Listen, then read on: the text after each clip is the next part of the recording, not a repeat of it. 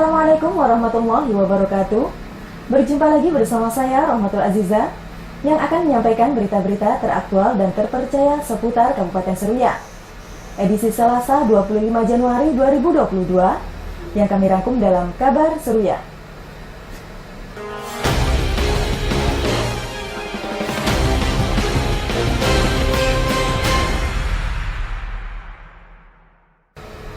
Bertempat di Aula Kantor Bupati, pemerintah daerah Kabupaten Seruyan menggelar sosialisasi tambahan penghasilan pegawai bagi para aparatur sipil negara di wilayah setempat. Tambahan penghasilan pegawai merupakan salah satu program yang telah dilakukan pemerintah daerah dalam upaya membantu meningkatkan pendapatan setiap ASN, namun harus mematuhi tata tertib yang berlaku di masing-masing instansi. Asisten 3 Sekretaris Daerah Kabupaten Seruyan, Tunjarsyah mengatakan, untuk dapat meningkatkan penghasilan setiap ASN ada beberapa peraturan yang harus diikuti. Di antaranya memasukkan laporan kinerja perjalanan dinas pada setiap instansi, keaktifan kerja ASN, yang terpenting adalah kehadiran maupun jam pulang kerja yang harus dipatuhi. Hal tersebut dilakukan agar terciptanya ASN yang aktif dan meminimalisir kecurangan jam kerja. Tunjarsyah menambahkan, ketentuan lain yang harus juga dipatuhi oleh ASN adalah mutasi masuk atau keluar perangkat daerah minimal dalam jangka 15 waktu bulan. Pemberian TPP dibebankan pada perangkat daerah tempat bertugas yang baru dengan memperhatikan ketersediaan anggaran pada masing-masing perangkat daerah. Selain itu, aparatur sipil negara yang ditunjuk sebagai pelaksana tugas dan pelaksana harian akan diberikan tambahan TPP sebesar 20% dari persentase capaian prestasi kerja jabatan baik yang di PLT-kan atau di PLH-kan. Tim Liputan Seruyan TV. Dalam upaya rencana pembangunan akses jalan Ibu Kota Nusantara di Provinsi Kalimantan Timur, DPRD Seruyan akan berupaya ikut ambil bagian dan siap untuk melakukan koordinasi dengan pihak DPR RI. Pada kunjungan kerja yang dilakukan Bupati Melawi dan rombongan membahas berbagai kepentingan. Salah satunya pembukaan akses jalan Ibu Kota Nusantara menuju Kalimantan Timur, di mana untuk pembukaan akses jalan tersebut harus mulai direncanakan dan perlu persiapan yang matang.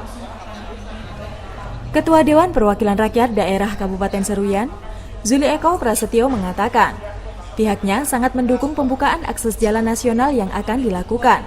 Hal tersebut akan menjadi bahan pemikiran dan sekaligus siap untuk ikut ambil bagian dalam pembangunannya, di mana untuk jalur darat sendiri ketika ingin ke Kalimantan Barat harus melewati Kalimantan Tengah.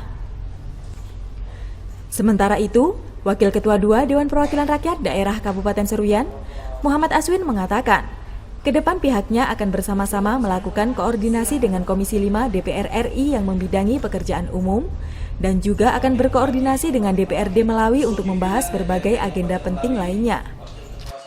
Itu terkait dengan rencana jalan nasional ya, dan itu untuk mendukung rencana IKN ya, itu luar biasa. Ini informasi yang sangat bagus dan ini menjadi pemikiran nanti kami di Seruyan. Kita juga harus dong ikut ambil bagian ini dengan adanya itu kan itu. Apalagi tadi dengan nanti Kalbar kalau lewat darat tentunya ya kan melewati Kalteng. Nah di sini kita harus menjadi sentral juga nanti. Dengan ada informasi tadi,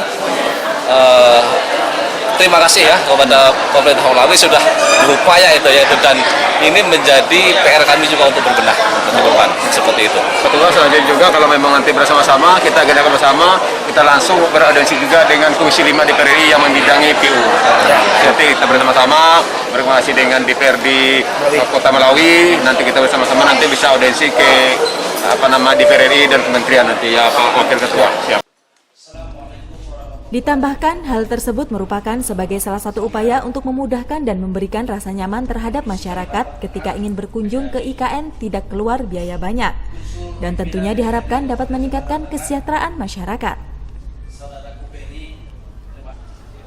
Tim Liputan Seruyan TV. Pelaksanaan vaksinasi COVID-19 terus dilakukan terhadap anak berusia 6 sampai dengan 11 tahun. Dalam upaya mencegah penyebaran COVID-19 dan menghindari terjadinya klaster di satuan pendidikan. Vaksinasi COVID-19 merupakan salah satu upaya pemerintah untuk mencegah penyebaran dan mengakhiri pandemi COVID-19.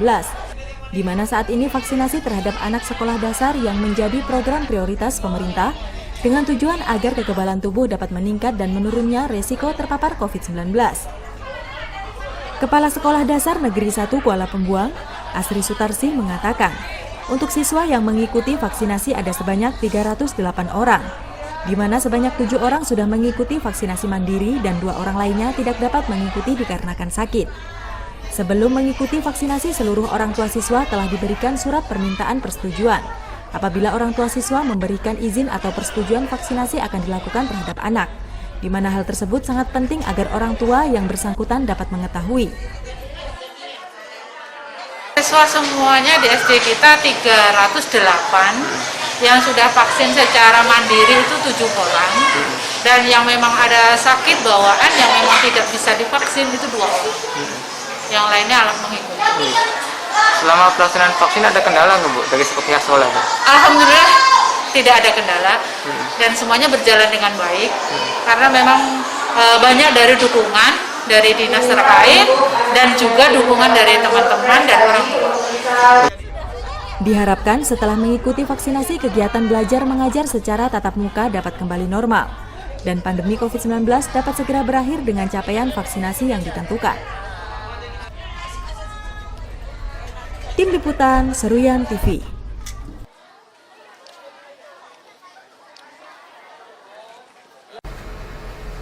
Sebagian besar masyarakat Desa Pematang Panjang, Kecamatan Seruyan, Hilir Timur berprofesi sebagai pengrajin purun, di mana hasil kerajinan lokal tersebut hingga saat ini masih diminati untuk berbagai keperluan. Salah satu produk usaha mikro kecil menengah yang saat ini masih digemari oleh masyarakat adalah kerajinan anyaman purun, di mana bahan baku masih mudah didapatkan sehingga tidak perlu mengeluarkan biaya besar untuk membuatnya.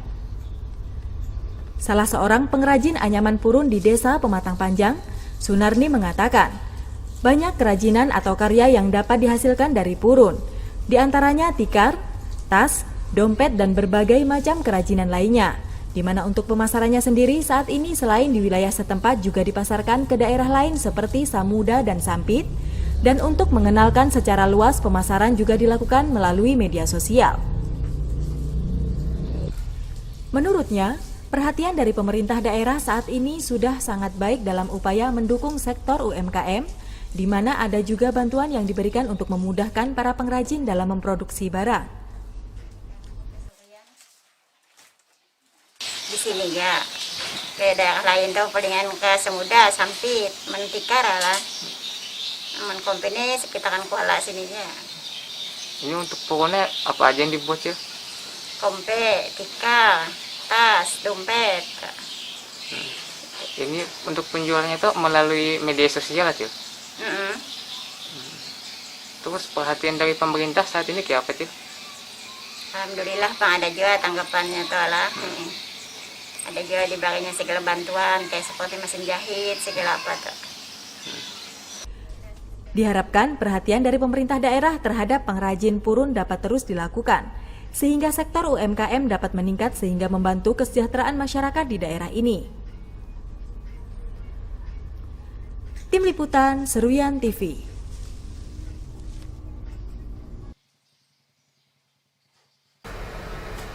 Bupati Seruyan melantik dan mengambil sumpah janji 4 pejabat struktural. Diharapkan pejabat yang dilantik dapat menjalankan tugas sesuai dengan jabatan yang ditugaskan. Pelantikan dan pengambilan sumpah janji jabatan merupakan hal yang biasa dalam sebuah pemerintahan. Hal tersebut dilakukan sebagai upaya penyegaran dan mempromosikan pejabat yang baru, di mana pemindahan setiap pejabat sudah sesuai dengan peraturan dan sesuai kehendak yang bersangkutan. Bupati Seruyan Yul Haidir mengatakan, 4 orang pejabat yang dilantik dan diambil sumpah janjinya tentu di tempat tugas yang baru harus saling bekerja sama dan melakukan koordinasi yang baik, sehingga roda pemerintahan tetap berjalan secara maksimal. Bupati berpesan, surat serah terima tugas harus segera dilaksanakan agar yang bersangkutan dapat langsung bekerja dan menyesuaikan diri pada instansi yang baru serta menjalankan tugas sesuai tupoksinya, di mana pelayanan terhadap masyarakat harus diutamakan, jangan sampai ditunda. Tim Liputan Seruyan TV.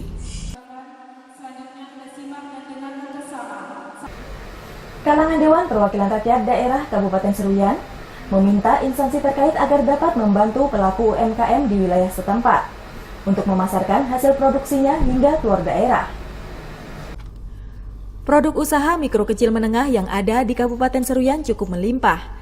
Salah satunya hasil kerajinan dari purun yang banyak didapati di Desa Pematang Panjang, Kecamatan Seruyan Hilir Timur. Ketua Dewan Perwakilan Rakyat Daerah Kabupaten Seruyan, Zuli Eko Prasetyo mengatakan, sebagian besar masyarakat di daerah ini berprofesi sebagai pengrajin anyaman purun. Mengingat bahan baku untuk membuat purun masih tersedia dan tidak memerlukan biaya besar untuk membuatnya, namun produk yang dibuat hanya dipasarkan pada beberapa daerah seperti Samuda dan Kota Waringin Timur. Kedepan instansi terkait harus dapat melakukan berbagai terobosan atau inovasi agar produk UMKM dari Seruyan dapat dipasarkan sampai keluar daerah dan bahkan bisa mencapai tingkat nasional.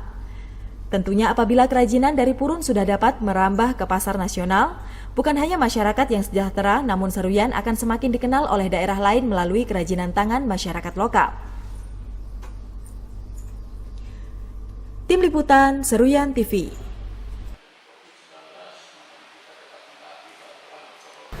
Demikian berita yang kami sampaikan kali ini. Saya Rahmatul Aziza, beserta kru yang bertugas mohon undur diri dari hadapan Anda.